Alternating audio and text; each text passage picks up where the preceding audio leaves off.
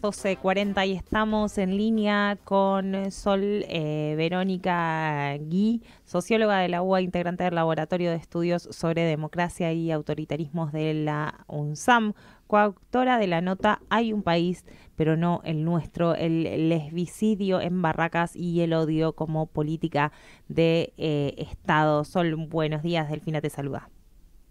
Hola Delfina, buenas tardes. Gracias por estar en contacto con nosotros. Acá Julián y Coqui me acompañan y queríamos que un poco nos cuentes tu mirada sintética sobre un caso aberrante que creo que nos podría llevar horas, pero bueno, al menos tus primeros sentimientos e ideas sobre por qué se dan estos lesbicidios ahora nuevamente o cómo lo enmarcas en el contexto actual de la Argentina. No, en primer lugar, agradecerles la invitación y expresar una enorme preocupación y creo que una angustia que es compartida por muchos sectores de la sociedad, pese al silenciamiento evidente que está teniendo este caso, porque ya son tres las fallecidas por el lesbicidio y la compañera que está teniendo un Ujú. diagnóstico favorable se encuentra hoy en una situación muy alarmante, sin una red de contención que la pueda Ujú. proteger, no simplemente de la vida, sino también del Sí. trauma que genera una situación como esta. El colectivo Ni Una Menos está realizando una colecta que se puede Ujú. encontrar en sus redes sociales y me parece que es importante poder difundirla para darle apoyo económico y contención a Sofía, a la compañera. Sí. Entonces, en primer lugar, marcar eso. Pero en segundo, con la pregunta que me haces, nosotros desde el Laboratorio de Estudios sobre Democracia y Autoritarismos, desde el año 2020 venimos haciendo relevamientos, encuestas, informes, Ujú. entrevistas, grupos locales para hacer un diagnóstico en torno a la emergencia de nuevas formas del autoritarismo social en Sí. Argentina, sabiendo que el contexto en el que estamos hoy, digamos, con Javier Milei en el gobierno, no es algo que haya devenido de un día para el otro, sino que se asienta en mutaciones ideológicas profundas en nuestra sociedad Ujú. que continuamos indagando y sobre las cuales como sociedad toda tenemos que poder trabajar. Particularmente con la cuestión que nos trae hoy, digamos, nosotros creemos que el contexto en el que estamos vuelve urgente profundizar la reflexión, la discusión y la organización sobre este problema, porque los discursos de odio, evidentemente, son Sí. palabras, pero que ponen a circular una serie de prejuicios dentro de nuestra sociedad que en algunos contextos, digamos, pueden provocar prácticas de violencia como la que nos toca hoy pensar. Y la diferencia de grado en la que nos ubicamos tiene que ver con ver que voces institucionales autorizadas con legitimidad política que, digamos, tienen el gobierno del país, Ujú. reproducen, difunden y radian los discursos que tienen consecuencias evidentes. Esto sucedió acá en la ciudad de Buenos Aires. ¿Qué están viendo un poco de la reacción de las autoridades locales en primer lugar? Y si sabés, si conoces si hay un acompañamiento por parte de la ciudad de Buenos Aires. Mira, en primer lugar, sorprenderse por el silencio de radio que aparece tanto en los medios oficiales Ujú. como incluso en las propias autoridades ejecutivas de la ciudad.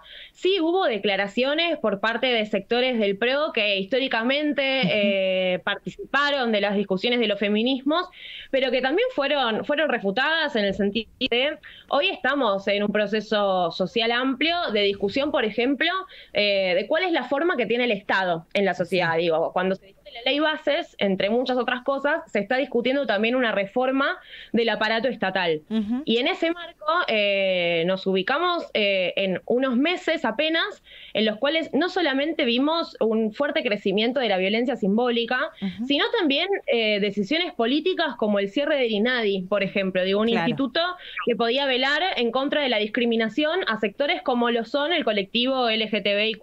Ujú. En ese marco, lo que me parece que aparece desde el gobierno es un esquema de desidia muy importante que se vincula no simplemente a la desafección con respecto a la situación de violencia que transitan colectivos como las disidencias y diversidades en nuestro país, sino particularmente que en la ciudad de Buenos Aires nos encontramos en un claro esquema de emergencia habitacional que Exacto. dificulta sobre todo pensar en políticas concretas de protección para el colectivo LGTB.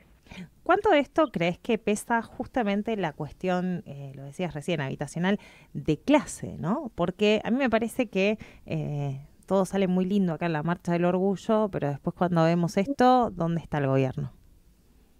Sí, ahí, digamos, obviamente el vivir hacinadas, que era la situación en la que estaban las compañeras, es una de las marcas, me parece, de las modos de vida que tiene en general este colectivo.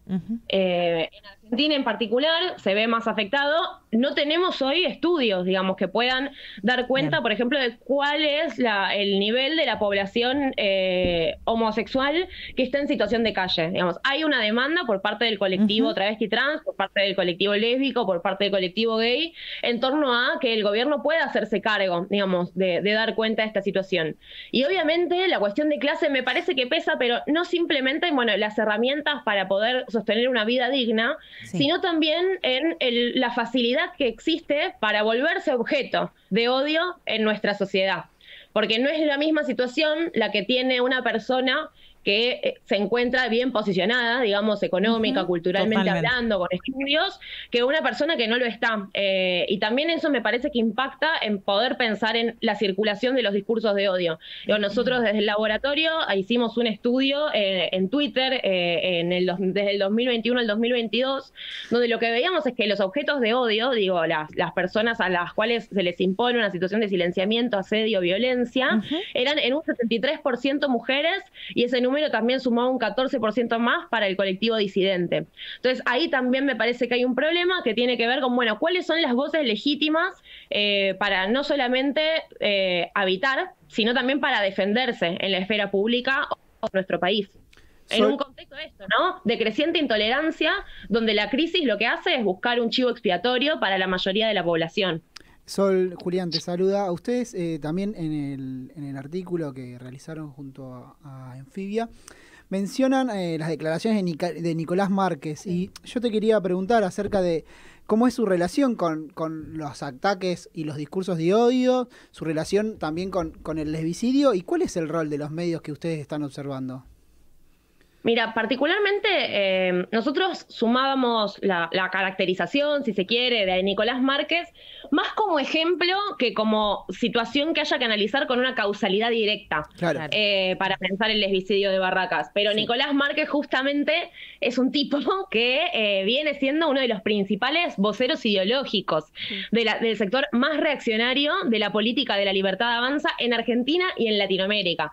Es una persona que desde el 2011 se le conocen publicaciones en contra del ciclo progresista. Digo, tiene una adicción particular a pensar esto. Si uno se pone a googlearlo un poco, de cada presidente de este ciclo aparece un libro de Nicolás Márquez, pero más allá de eso tiene una relevancia particular desde el 2018, cuando durante el debate por el aborto salió a posicionarse fuertemente, no solamente en contra de la legalización de la interrupción voluntaria del embarazo, sino también reproduciendo toda una serie de prejuicios homodiantes, masculinistas, familiaristas, conservadores, que son parte de la estructura de pensamiento del gobierno de la libertad de avanza. Entonces yo decía esto de Nicolás Márquez como ejemplo, porque también Dina Mondino, digo, la canciller de la República Argentina, claro, ha pronunciado discursos de este tipo, Villarruel, el propio Javier Milei. Entonces nos encontramos, digamos, no simplemente ante una persona puntual que tiene, digamos, una homofobia recalcitrante, sino ante un gobierno que, en la medida en la cual reproduce y difunde estos discursos,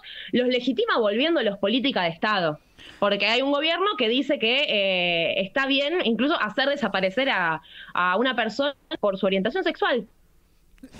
Tal cual. Sol, dramático. Es como que es tan grave que no lo... Sí. Ante esta embestida, Sol, ¿qué acciones son necesarias para combatir los discursos de odio y promover el respeto y la inclusión, ya sea desde lo social o no sé, desde nosotros como programa de radio que estamos haciendo acá en la entrevista? ¿Cuáles son las observaciones que ustedes o el diagnóstico que pueden hacer para promover esto? Porque la verdad me parece que es sumamente grave lo que está sucediendo.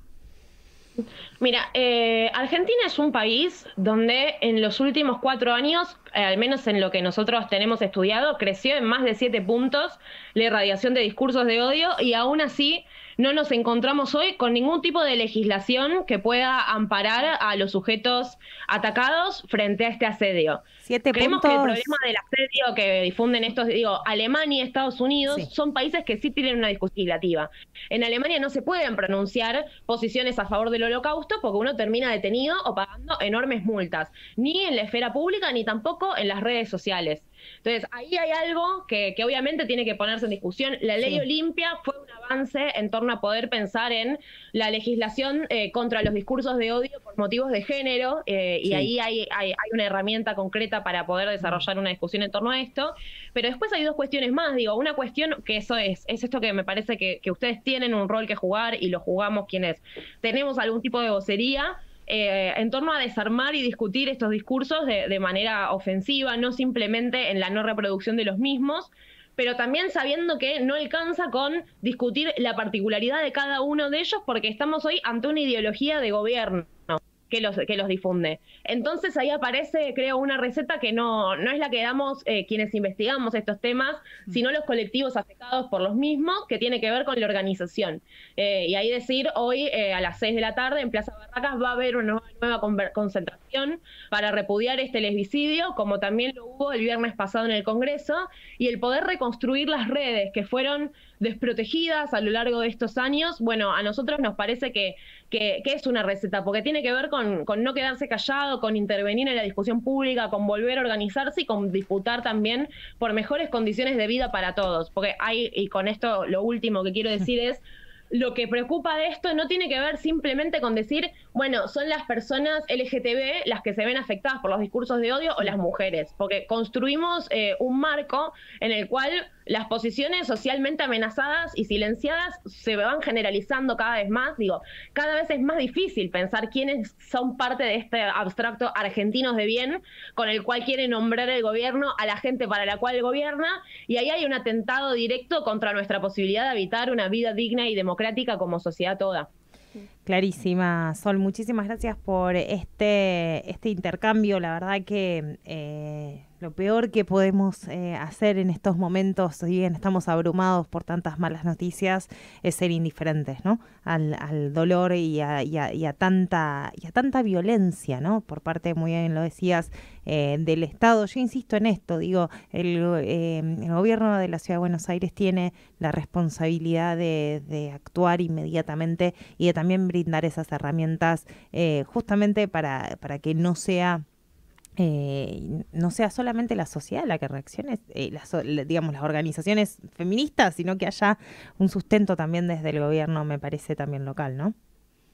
Totalmente. Poder salir de la posición defensiva y de dolor en la que estamos tiene que ver con involucrarnos colectivamente en las decisiones que como ciudadanía podemos influir, y ahí el poder pensar en políticas habitacionales que atiendan particularmente a la población LGTBIQ+, en un contexto además donde todo lo que tiene que ver con las políticas para personas en situación de calle es sumamente binario, y también en los propios refugios se registran situaciones de violencia.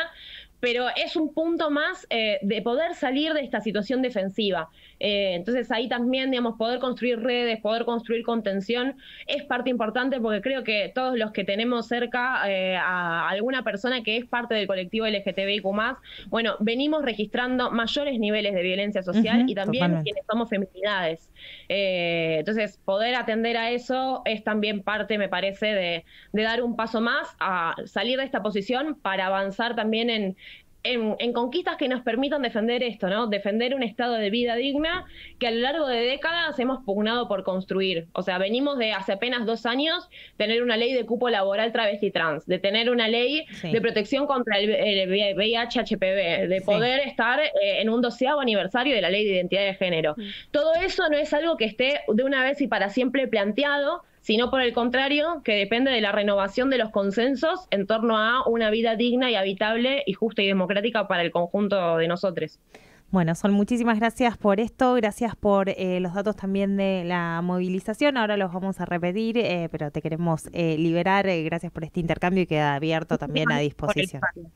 Bueno, Gracias, nos vemos. gracias a vos. Pasaba Sol Verónica Gui, socióloga de la UBA, integrante del Laboratorio de Estudios sobre la Democracia y Autoritarismos de la UNSAM, quien nos recordaba que hoy, lunes 13 de mayo a las 18 horas, vuelve a haber una concentración en barracas en Avenida Montes de Oca al 800 en la Plaza Colombia, justamente para pedir justicia por Pamela, por Roxana, por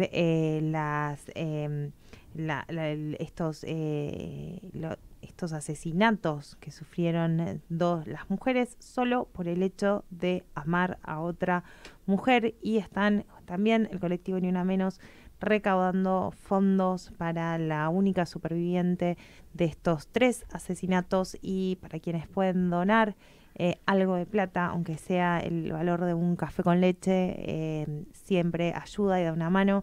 Están recibiendo fondos desde Ni Una Menos en el alias acivil.niuna.menos. Ponen en asunto lesbianas y pueden allí donar lo que les parezca, y creemos que todo, insisto, todo ayuda para que cuando no es el Estado, cuando el Estado en realidad es culpable, claramente, no solo por generar los discursos de odio, sino también por no disponibilizar de políticas públicas que garanticen los derechos, el derecho más fundamental, que es el derecho a la vida. Entonces estamos hablando de un lesbicidio. Eso es lo que quiere decir la palabra. No es un homicidio cualquiera, es un homicidio donde el Estado es el responsable por la no protección de las diversidades. Las donaciones sirven, ayudan y mucho. Vamos con un poquito de música y seguimos para pasar este mal rato hablando también de otras cositas.